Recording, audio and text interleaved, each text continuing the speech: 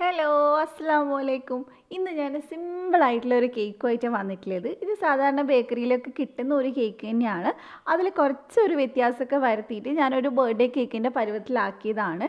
നല്ല ടേസ്റ്റാണ് കഴിക്കാനായിട്ട്. അതുപോലെ തന്നെ നമുക്ക് വളരെ സിമ്പിളായിട്ട് ഉണ്ടാക്കാൻ പറ്റും. അധികം സാധനങ്ങളൊന്നും നമുക്ക് ആവശ്യമില്ല. വീട്ടിലുള്ള സാധനങ്ങൾ തന്നെയാണ് എല്ലാം ഉണ്ടാവുക. അതുപോലെ തന്നെ നമ്മൾ സാധാരണ കേക്ക് ഉണ്ടാക്കാൻ ഉപയോഗിക്കുന്ന ഒരു ടൂൾസും നമുക്കിതിന് ആവശ്യമില്ല. കേക്ക് ടിന്ന് ഓവൻ ഒന്നും വേണ്ട. അതുകൊണ്ട് തന്നെ ആർക്ക് എപ്പോൾ വേണേലും ഉണ്ടാക്കാൻ പറ്റുന്നതാണ്. അപ്പോൾ ഒരുപാട് പറയുന്നില്ല, നമുക്ക് എങ്ങനെ ഇത് ചെയ്യുന്നതെന്ന് നോക്കാം. അപ്പോൾ ആദ്യം തന്നെ ഞാനിവിടെ ഒരു മിക്സിഡ് ജാർ എടുത്തിട്ടുണ്ട്. ഒട്ടും നനവില്ലാത്ത നല്ല ഡ്രൈ ആയിട്ടുള്ള ജാറാണ് വേണ്ടത്. അതിനകത്തോട്ട് നമുക്ക് 2 മുട്ട പൊട്ടിച്ചൊഴിക്കാം. എല്ലാം നമ്മൾ റൂം ടെമ്പറേച്ചറിലുള്ളത് തന്നെ എടുക്കണം, തണുത്തൊന്നും എടുക്കരുത്. പിന്നെ നമുക്കിത് ഇതുപോലെ ഒരു ഗ്ലാസ്സാണ് ഞാൻ എടുത്തിട്ടുള്ളത്. ഗ്ലാസ്സോ ബോളോ നിങ്ങളുടെ കയ്യിൽ എന്താണുള്ളത് അത് എടുക്കാം. അതിലൊരു 1/2 ഗ്ലാസ് പൊടിച്ച പഞ്ചസാര ചേർത്തിട്ടുണ്ട്.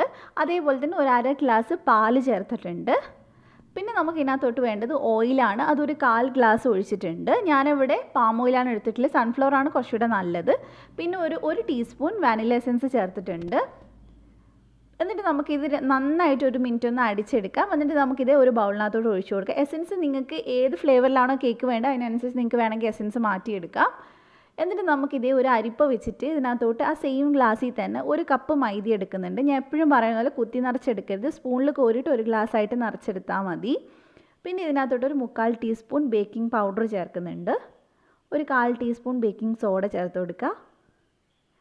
എന്നിട്ട് നമുക്കിത് നന്നായിട്ടൊന്ന് അരിച്ചെടുക്കുക.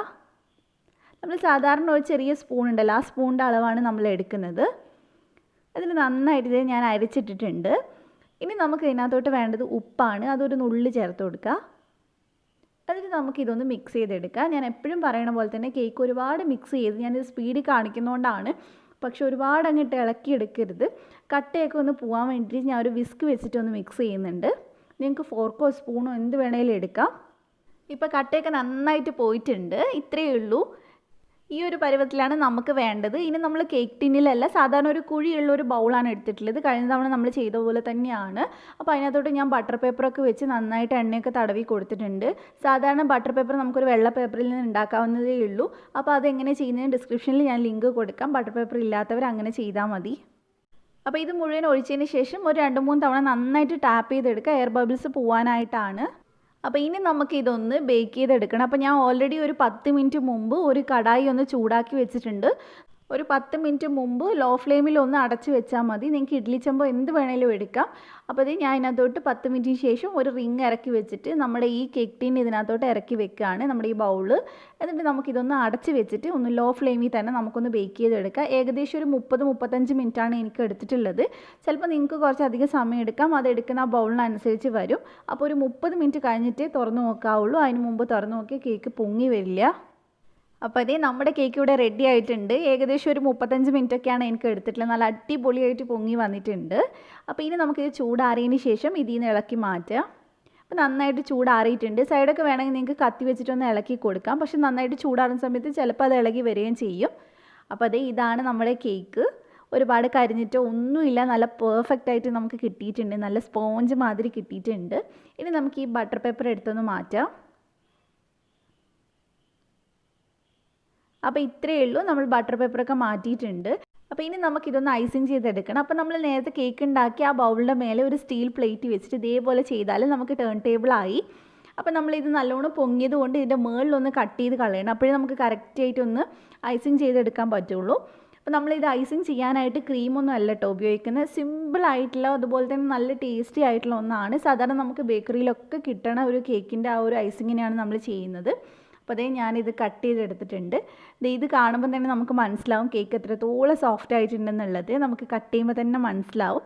ഇതിന് നമുക്ക് കഴിക്കാം കേട്ടോ. ഇതിൻ്റെ ബാക്കി നമുക്ക് ഇനി 2 ലെയറാക്കിയിട്ടൊന്ന് കട്ട് ചെയ്തെടുക്കാം. സാധാരണ കത്തി വെച്ചിട്ട് തന്നെ ചെയ്താൽ മതി. ഇത്രയും സ്പീഡിലൊന്നും ചെയ്യരുത്. ഞാൻ വീഡിയോൻ്റെ സ്പീഡ് കൂട്ടിയതാണ്. അപ്പോൾ അതേ നമ്മൾ 2 ലെയറാക്കിയിട്ടുണ്ട്.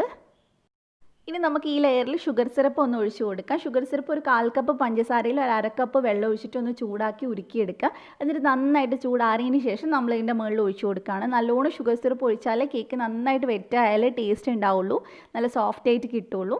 അപ്പോൾ അതേ ഞാൻ നന്നായിട്ട് ഒഴിച്ചെടുത്തിട്ടുണ്ട്. ഇനി നമുക്ക് ഐസിങ്ങിൻ്റെ സംഭവം റെഡിയാക്കണം. അപ്പോൾ തൽക്കാലം നമുക്ക് മറ്റേ ലെയറിൻ്റെ മുകളിൽ വെച്ചിട്ട് ഇതവിടെ മാറ്റി വെക്കാം. ഇനിയാണ് നമ്മളത് ചെയ്യാൻ പോകുന്നത്. അതിന് വേണ്ടിയിട്ട് ഞാനിത് ഇതാണ് നമ്മൾ മെയിനായിട്ട് എടുത്തിട്ടുള്ള സംഭവം. ജാമാണ്, മിക്സ്ഡ് ഫ്രൂട്ട് ജാമാണ് ഞാൻ എടുത്തിട്ടുള്ളത്. നിങ്ങൾക്ക് ഇഷ്ടമുള്ള ഏത് ജാം വേണമെങ്കിലും എടുക്കാം. അപ്പോൾ ഇത് ഒരു പാക്കറ്റാണ് കേട്ടോ ഞാൻ എടുത്തിട്ടുള്ളത്. ഏകദേശം ഒരു 24 രൂപയാണ് ഇതിൻ്റെ പൈസ വരുന്നത്. ഈ ഒരൊറ്റ ബോട്ടിൽ മതി നമുക്കിത് ചെയ്യാനായിട്ട്. അപ്പോൾ നമ്മളൊന്ന് പാൻ ചൂടാക്കിയതിന് ശേഷം അതിനകത്തോട്ട് ഇത് ഇട്ട് കൊടുക്കുക. തീ കൂട്ടി വെക്കരുത്. ഏറ്റവും ലോ ഫ്ലെയിമിൽ ഇട്ടിട്ട് വേണം നമ്മളിത് ചെയ്യാനായിട്ട്. തീ കൂടിക്കഴിഞ്ഞാൽ ഇത് വല്ലാണ്ട് അടുക്കി പിടിക്കും.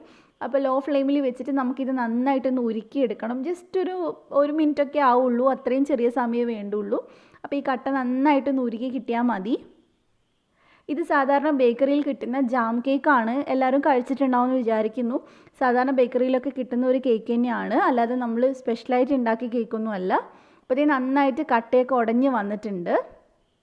ഈ ഒരു പരുവത്തിലാണ് നമുക്ക് വേണ്ടത്. ഇനി നമ്മളിത് ചൂടോടെ തന്നെയാണ് നമ്മൾ അതിനകത്തോട്ട് ഒഴിച്ചു കൊടുക്കാൻ പോകുന്നത്. അപ്പോൾ ഈ ഒരു പാക്കറ്റ് കൊണ്ട് തന്നെ നമുക്ക് ഈ കേക്ക് നന്നായിട്ട് ചെയ്തെടുക്കാൻ പറ്റും. അപ്പോൾ നമ്മൾ ഉണ്ടാക്കിയതിൽ നിന്ന് പകുതി നമുക്ക് ആദ്യത്തെ ലെയറിൽ ഒഴിച്ചു കൊടുക്കാം. ഞാനത് ഒഴിച്ചുകൊണ്ടിരുന്നപ്പോൾ ആ വീഡിയോ കട്ടായി പോയിട്ടുണ്ടായിരുന്നു കേട്ടോ. അപ്പോൾ പകുതിക്കെന്നാണ് ഇത് വന്നിട്ടുള്ളത്. അപ്പോൾ ജസ്റ്റ് ആ പകുതി നമ്മൾ എടുത്തിട്ട് ഇതിൻ്റെ മുകളിൽ ഒഴിച്ചു കൊടുക്കുന്നേ ഉള്ളൂ ആദ്യത്തെ ലെയറിൽ. എന്നിട്ട് അതിൻ്റെ മുകളിലായിട്ട് നമ്മുടെ ബാക്കിയുള്ള കേക്ക് വെച്ച് കൊടുക്കുക. ഇനി നമ്മൾ ഈ കേക്കിൻ്റെ മുകളിൽ നന്നായിട്ടൊന്ന് ഷുഗർ സിറപ്പ് ഒഴിച്ചു കൊടുക്കണം. കാരണം നന്നായിട്ട് ആ ഷുഗറൊക്കെ ഇറങ്ങി ആ ജാമിൻ്റെ ടേസ്റ്റൊക്കെ നന്നായിട്ട് വരുമ്പോൾ അടിപൊളിയാണ് കേട്ടോ കഴിക്കാനായിട്ട്. അപ്പോൾ മുമ്പ് കഴിച്ചിട്ടുള്ളവർക്ക് അറിയാമായിരിക്കും ഇതിൻ്റെ ടേസ്റ്റ്. അപ്പോൾ നന്നായിട്ട് ഞാനിത് ഷുഗറൊക്കെ നന്നായിട്ട് ഒഴിച്ചു കൊടുത്തിട്ടുണ്ട്. ഇനി നമുക്ക് ബാക്കിയുള്ള ജാമും കൂടി ഇതിൻ്റെ മുകളിലോട്ട് ഒഴിച്ചു കൊടുക്കാം. ഇതിന് ശരിക്കും ഈ ഫ്രൂട്ട് ജാം മിക്സ്ഡ് ആയിട്ടുള്ളതും അതേപോലെ തന്നെ സ്ട്രോബെറിയൊക്കെയാണ് കുറച്ചും കൂടി കഴിക്കാൻ എനിക്കിഷ്ടമുള്ളത്. അപ്പോൾ നിങ്ങൾക്ക് ഏതാണോ ഇഷ്ടം എന്ന് വെച്ചാൽ ആ ജാം സെലക്ട് ചെയ്താൽ മതി. അപ്പോൾ അതേ ഞാൻ മുഴുവനായിട്ട് ഒഴിച്ചു കൊടുത്തിട്ടുണ്ട്. നന്നായിട്ട് ഇനി എല്ലാവരുടെയും ഒന്ന് ആക്കി കൊടുക്കാം. സൈഡിലൊന്നും ആക്കി കൊടുക്കേണ്ട ആവശ്യമില്ല, മുകളിൽ മാത്രം ആക്കി കൊടുത്താൽ മതി. ഇത് നമുക്കൊരു ബർത്ത്ഡേ കേക്ക് പോലെ തന്നെ ഇപ്പോൾ ഈ അത്യാവശ്യ ഘട്ടത്തിൽ യൂസ് ചെയ്യാൻ പറ്റുന്നതാണ്. കാരണം ഇപ്പോൾ എനിക്കാണെങ്കിലും വിപ്പിംഗ് ക്രീം ഒന്നും കിട്ടാത്തൊരു സാഹചര്യമാണ്. അപ്പോൾ അങ്ങനെ കിട്ടാത്തൊരു സമയത്ത് നമുക്ക് എളുപ്പത്തിൽ ഉണ്ടാക്കിയെടുക്കാം. ഒരു സിമ്പിളായിട്ടുള്ള കേക്കാണ്, ഭയങ്കര വെറൈറ്റി കേക്കൊന്നും അല്ല. അപ്പോൾ അതേ ജാമൊക്കെ വെച്ചതിന് ശേഷം ഇതിൻ്റെ മുകളിൽ ഞാൻ കുറച്ച് ഡെസിക്കേറ്റഡ് കോക്കനട്ട് ചേർക്കുന്നുണ്ട്. ജസ്റ്റ് കാണാനൊരു ഭംഗിക്ക് വേണ്ടി മാത്രമാണ്. അപ്പോൾ നിങ്ങളുടെ കയ്യിലുണ്ടെങ്കിൽ ചേർത്ത് കൊടുത്താൽ മതി. പിന്നെ ഈ ഡെക്കറേഷനൊക്കെ നിങ്ങൾക്ക് ഇഷ്ടമുള്ളതിനനുസരിച്ച് ചെയ്യാം. ഞാനൊരു 2-3 ചെറീൻ്റെ പീസും കൂടെ വെച്ചിട്ടുണ്ട്. അപ്പോൾ ഇത്രയേ ഉള്ളൂ. ഇനി നമുക്കിതൊരു അരമണിക്കൂറെങ്കിലും കുറഞ്ഞതൊന്ന് ഫ്രിഡ്ജിൽ വെക്കുക. അതിനുശേഷം മാത്രം കട്ട് ചെയ്യുക. കേക്ക് നന്നായിട്ട് തണുത്തിട്ട് കട്ട് ചെയ്യുമ്പോഴാണ് നല്ല ടേസ്റ്റ് ഉണ്ടാവുക.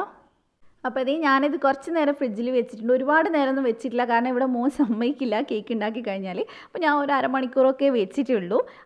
അപ്പോഴേക്കും ജാമൊക്കെ അത്യാവശ്യം സെറ്റായിട്ടുണ്ട്. നമ്മളിത് കട്ട് ചെയ്ത് കഴിഞ്ഞിട്ടുണ്ട്. നല്ല സോഫ്റ്റ് ആയിട്ടുള്ള കേക്കാണ്.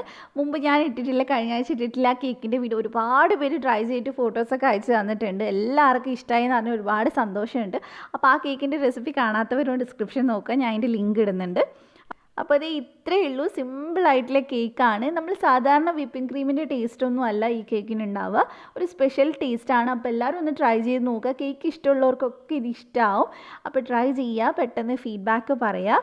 അപ്പോൾ ഇതേപോലെ തന്നെ മറ്റൊരു കിടിലൻ വീഡിയോ ആയിട്ട് ഇൻഷാ അല്ലാഹ് നാളെ നമുക്ക് വീണ്ടും കാണാം. അതിന് മുമ്പായിട്ട് ഈ ചാനൽ സബ്സ്ക്രൈബ് ചെയ്യാത്തവരുണ്ടെങ്കിൽ ഒന്ന് സബ്സ്ക്രൈബ് ചെയ്തേക്കണേ. അപ്പോൾ താങ്ക് യു ഫോർ വാച്ചിങ്.